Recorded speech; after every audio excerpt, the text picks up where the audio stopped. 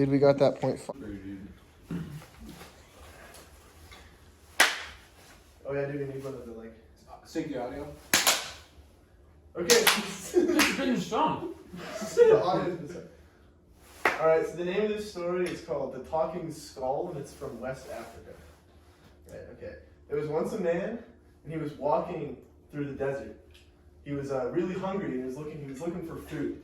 And then he sees out in the distance, he sees like a big mound, and on top of the mound is a pile of bones. And he's like, okay, that's pretty interesting. So he walks up and he takes a look at the pile of bones, and right in the middle, there's a skull. And he's a thoughtful guy, so he picks it up, kind of looks at it, he turns it around. He notices how the sun has sort of bleached one side of it, so it's very white and very pale. And then he looks at it and he says, I wonder what brought you here, he's thinking to himself. And then to his surprise, the skull says something, and the skull says, woe's me, misery, I cannot shed a tear. Woe's me, misery, my mouth has brought me here. And the man's like, that's kind of weird, but he's like pretty surprised that the skull talked to him.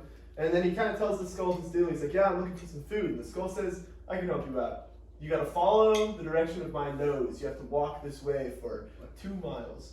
And then the man walks that way, and when he gets there, he finds a big calabash full of millet. And he harvests the grain, he puts it into his backpack, and he's so excited about it, he runs back to the skull, and he tells him, and he says, thank you.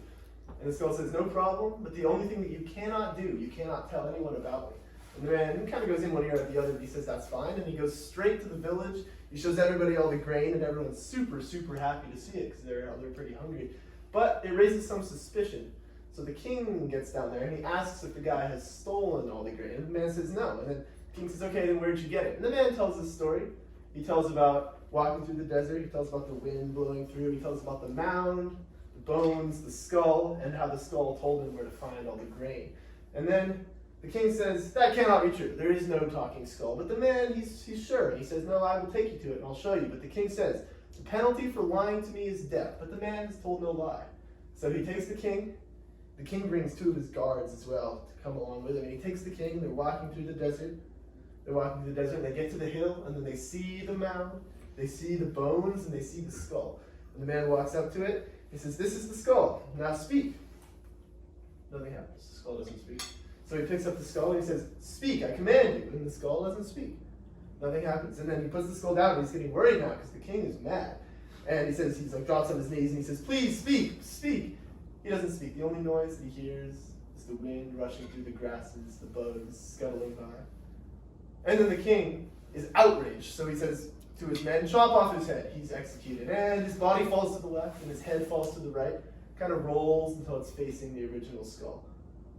And then after a few years, all the flesh is decomposed, the hair is gone, it's just 2 white skulls staring at each other. And the first one says to the second, woe's me, misery, for what I said is true.